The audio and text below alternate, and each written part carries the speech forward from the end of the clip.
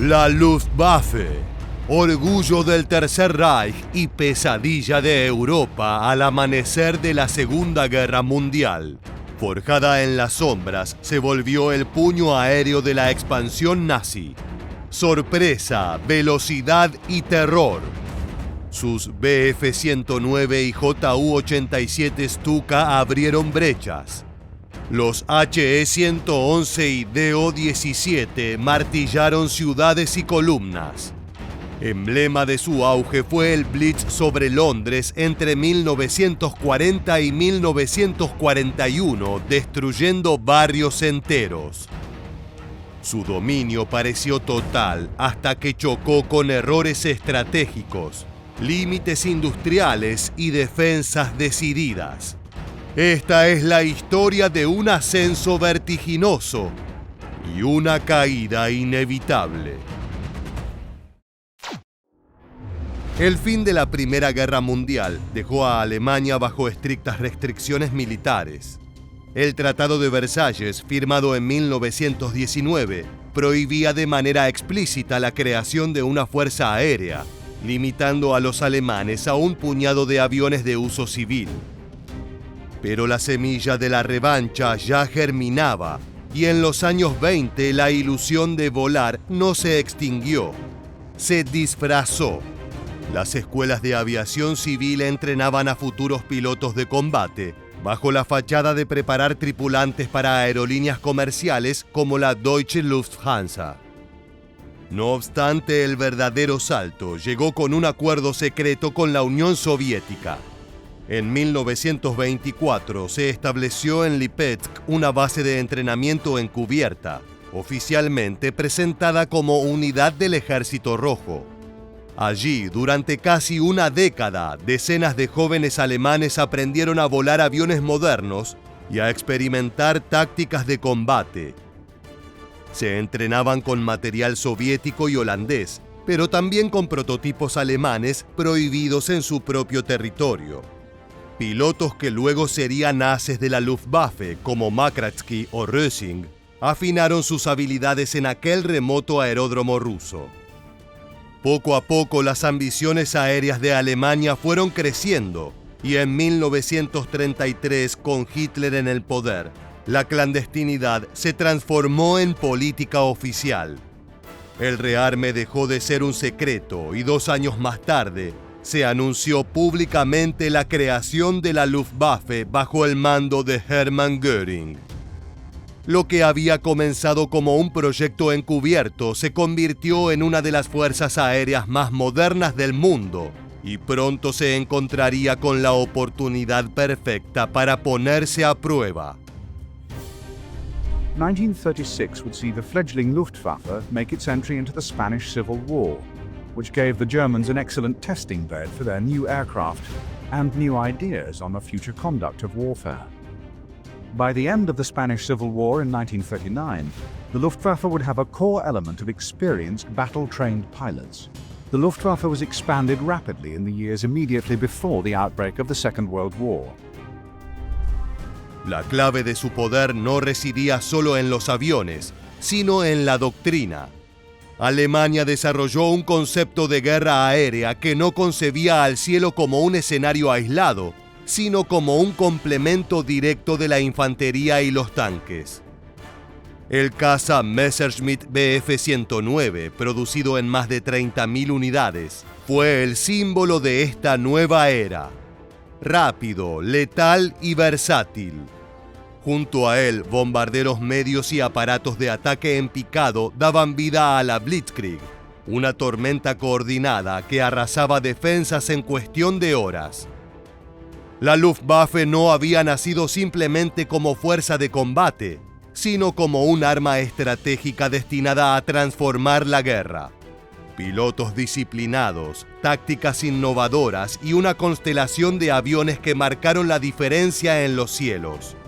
Todo funcionando en la armonía perfecta, conformando un engranaje pensado para ejecutar la guerra relámpago con la máxima eficacia.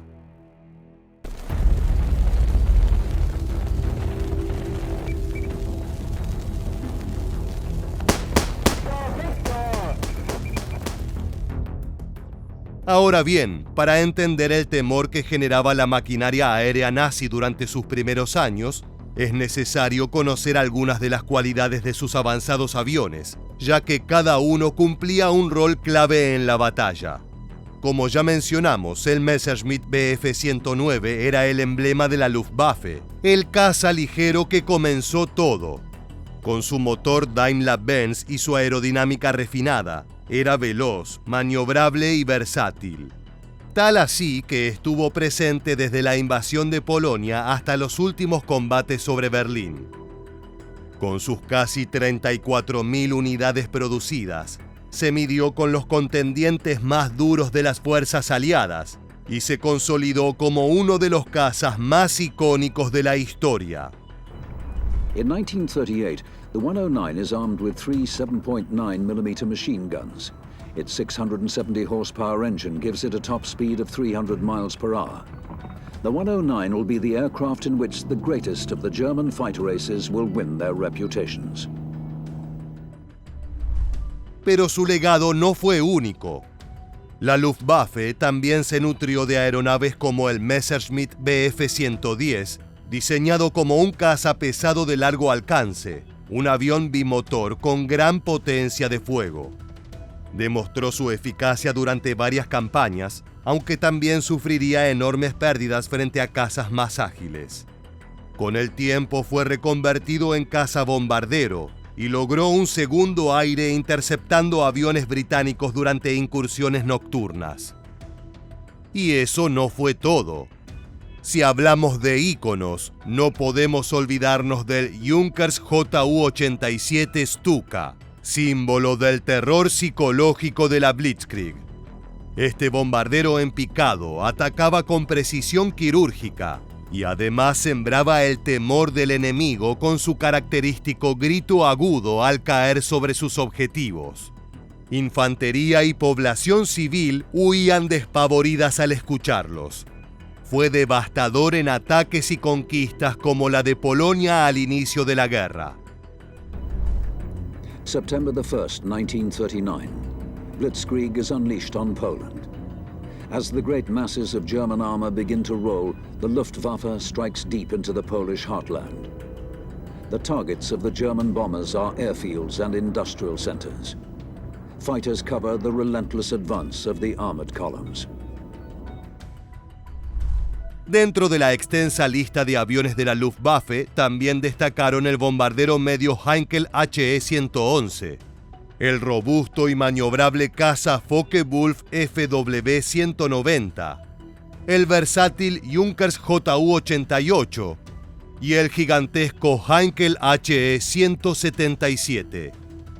Y no podemos olvidarnos del Messerschmitt Me-262, el primer caza a reacción operativo del mundo. Con una velocidad de más de 800 kilómetros por hora, era prácticamente intocable para los cazas aliados. Sus cañones de 30 milímetros podían destruir bombarderos en segundos.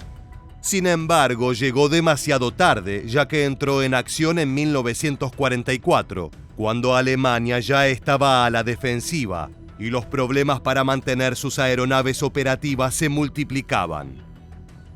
De todas formas, este repaso nos deja en claro que la Luftwaffe había construido una flota variada y bien preparada para dominar el campo de batalla. Y así lo hizo durante los primeros años de la Segunda Guerra Mundial. But on May the 10th, 1940, the order is given. Over 300 German bombers take to the air. Their objective is the destruction of 22 airfields in France, Belgium, and Holland. In one day, the Belgian and Dutch air forces are virtually destroyed. The French air force is badly damaged. The following day, it is the turn of the British airfields in France. El avance nazi era arrasador. No obstante, el verano de 1940 marcó el punto de inflexión para la Luftwaffe. Tras la fulminante victoria sobre Francia, la maquinaria aérea nazi parecía imparable.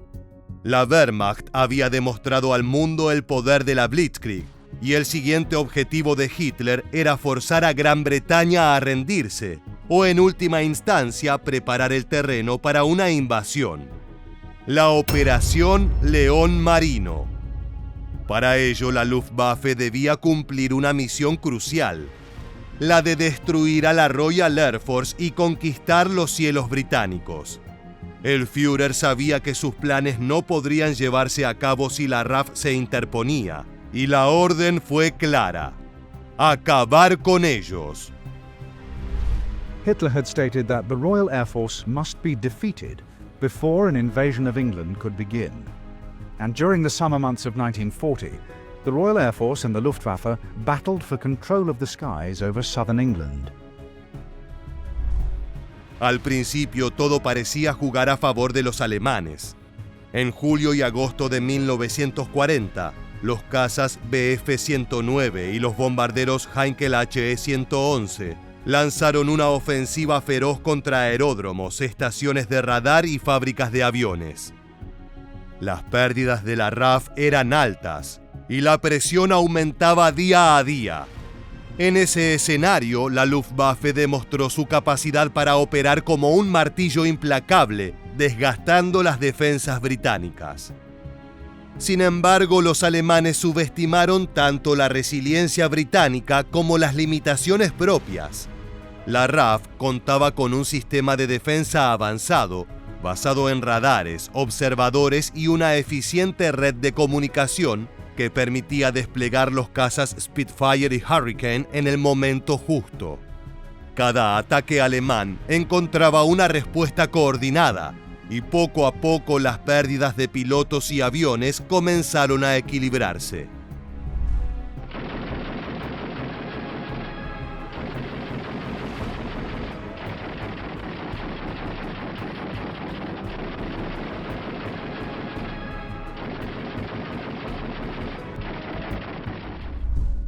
El error estratégico decisivo llegó en septiembre, cuando Hitler, frustrado por la falta de resultados rápidos, ordenó cambiar los ataques. En lugar de seguir golpeando las bases aéreas, la Luftwaffe debía concentrarse en las ciudades, iniciando el llamado Blitz. Londres, Coventry y otras urbes se convirtieron en objetivos de bombardeo masivo. Las noches se llenaron de fuego y destrucción, pero la moral británica no se quebró. Por el contrario, la RAF aprovechó ese respiro para reparar aeródromos, reorganizar unidades y recuperar fuerzas. El precio para la Luftwaffe fue enorme.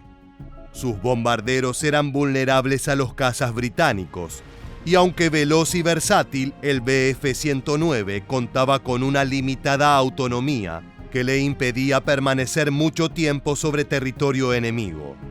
A medida que las pérdidas crecían, el sueño de conquistar los cielos británicos se desvanecía. Finalmente, en octubre, la Operación León Marino quedó cancelada. Para entonces, la Luftwaffe había sufrido su primera gran derrota.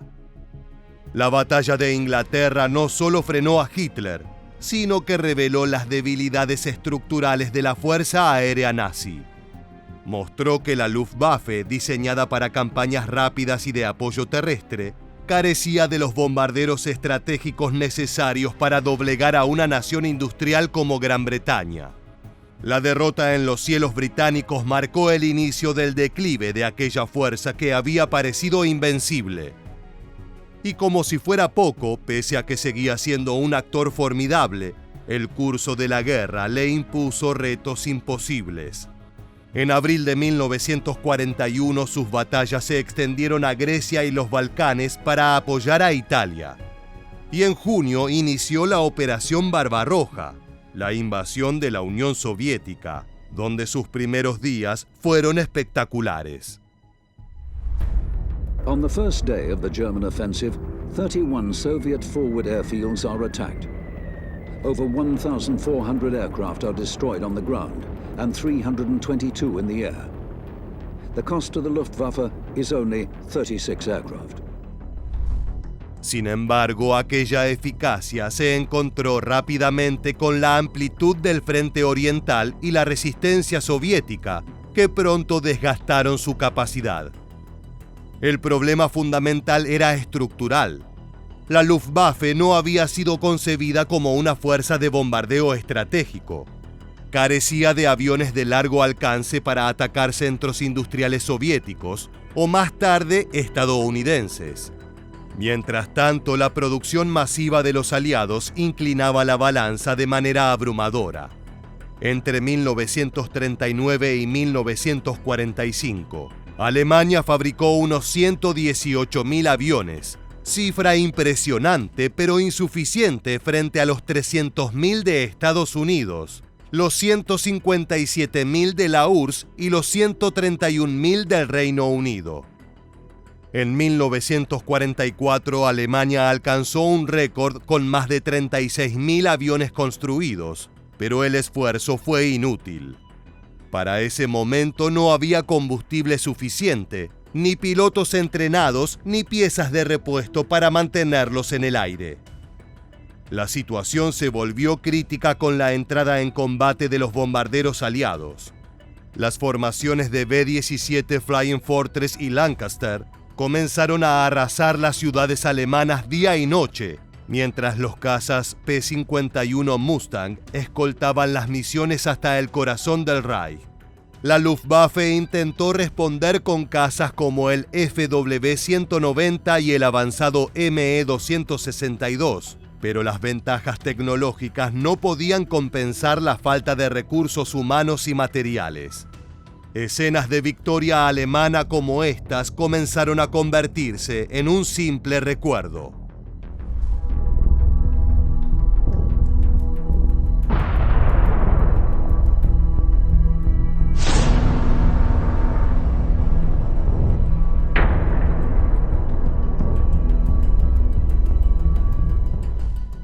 Las operaciones desesperadas marcaron su final. En enero de 1945, con la operación Bodenplatte, la Luftwaffe lanzó un ataque sorpresa contra aeródromos aliados en Bélgica y Holanda. Aunque destruyó decenas de aviones en tierra, el costo fue catastrófico. Cientos de pilotos veteranos murieron, una pérdida irreemplazable en ese momento crítico. Al llegar la primavera de 1945, la Luftwaffe era poco más que una sombra. Los pilotos jóvenes apenas tenían entrenamiento, los aviones quedaban en tierra por falta de combustible y los cielos del Reich estaban dominados por los aliados. Así, la fuerza aérea que había nacido en secreto, que había sembrado terror en Varsovia, Rotterdam y Londres, terminó su historia convertida en un ejército exhausto, sin alas para seguir combatiendo. Su ascenso meteórico había mostrado la cara más letal de la guerra moderna. En cambio, su caída fue el reflejo de una nación desgarrada por la guerra total y vencida por la superioridad industrial y tecnológica de sus enemigos. En definitiva, la Luftwaffe fue la encarnación del poder aéreo nazi. Surgida en la clandestinidad, se alzó como herramienta de terror y conquista, pero terminó estrellada contra sus propios límites y la abrumadora capacidad de sus enemigos.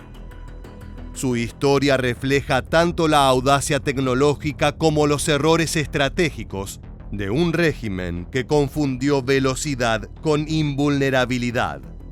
Lo que empezó como símbolo de supremacía terminó convertido en advertencia. Ningún imperio puede sostener el dominio de los cielos sin la industria, la visión y los recursos que aseguren la victoria a largo plazo. De esta manera llegamos al final. Si te gustó este video, te esperamos en nuestra próxima entrega para seguir descubriendo la historia militar.